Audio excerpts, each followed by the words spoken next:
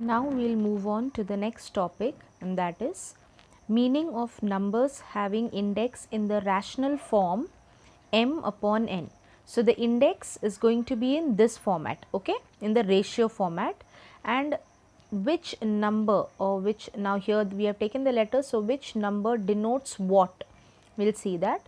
So generally if there is a number which is raised to any ratio, here m upon n, then m stands for power and n, because it is in the denominator, it is the root. Just now we saw in the first exercise that whenever a number is there in the denominator, this is the numerator and this is the denominator, correct?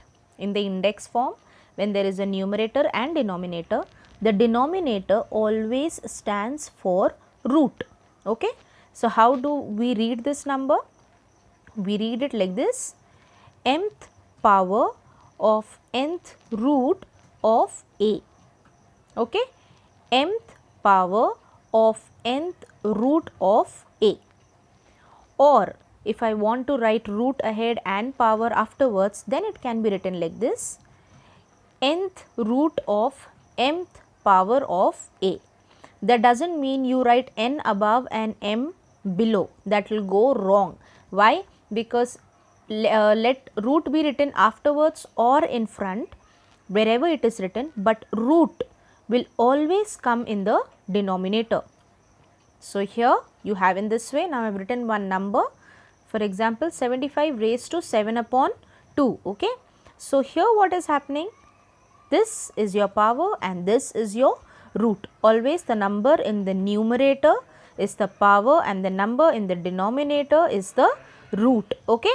And if it is 2 or 3, you cannot use 2th root or 3rd root. You only have to say as square or cube, okay. So 7th power of square root of 75, this is 7. So 7 you can write as 7th power of, this is 2, that can be written as square root of 75. Or if I want to root ahead, write root ahead and power afterwards, I can write like this: square root of 7th power of 75. Now in your exercise, there is a table given to you. These are other examples that I have written, but the table you will have to solve it on your own. I will show these two sums. They are not there in your exercise, they are extra sums, okay. You do not have to copy this, you just have to do your the table given to you in the textbook. So if you can see, I have written here the number 100 raised to 3 upon 4, okay. As told, the number that is there in the numerator place, that is your power, and the number that is there in the denominator place is the root. If you see the first column, it is written power of the root, okay, power of the root. That means first I have to write power and then I will write the root form, okay. So what is a power? 3, so it will come cube of which root? 4th root of the number 100. And in this column you have to write the opposite. Opposite means root will come first and then it will come as power. So I will write 4th root of cube of 100. Just this will go there and cube will come in this place. Same way here, 1005 raised to 6 upon 5. 6 is power, 5 is root, okay. So 6th power of 5th root of 1005. Please do not change the number. Always the numerator is power and denominator is root, okay. So here it will come what? Because I have to write in the form root first and then I have to write the power.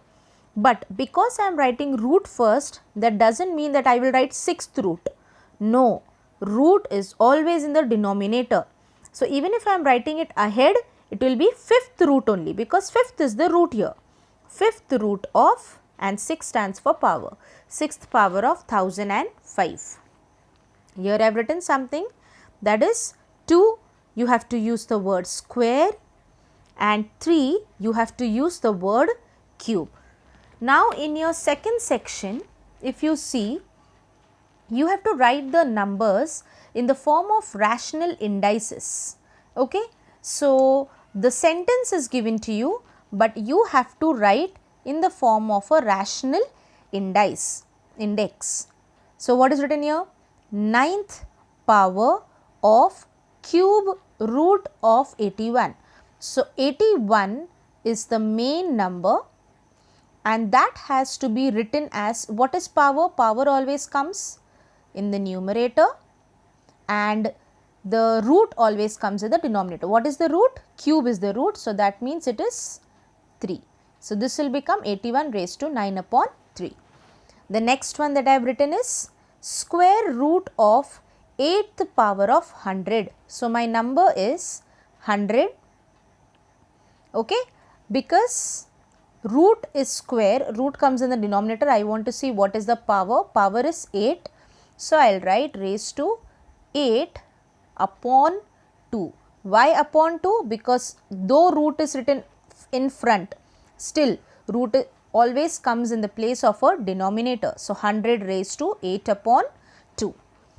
Now, here I have written cube of 10th root of 78. Cube of. If you notice, there is no power written, but it is understood. When you say cube, that means here cube stands for power. If it has to be written in the root form, it is directly written cube root, square root, but when it is written for the power place, there is no power written in front. Cube power we don't say.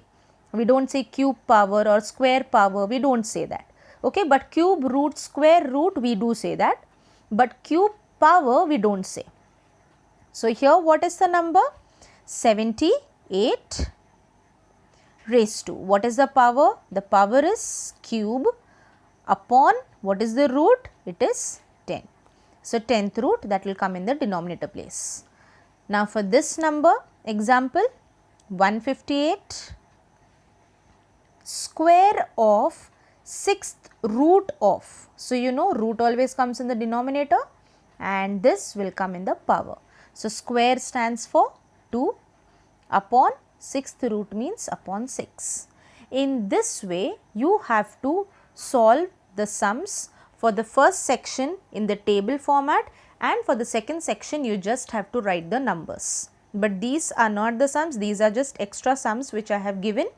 You have to write from the textbook. The sums that are given in the textbook, you have to solve it on your own. Practice set 3.2.